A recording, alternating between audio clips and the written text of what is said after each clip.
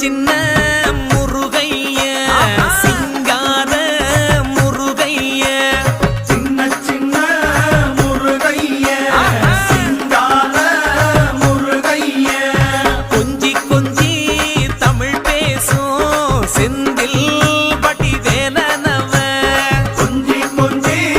தமிழ் பேசும் செந்தில் வடிவேலனவ சின்ன முருகைய சிங்கார முருகைய கொஞ்சி கொஞ்சி தமிழ் பேசும் செந்தில் வடிவேலனவ சுப்பிரமணிய சாமி என்பார்,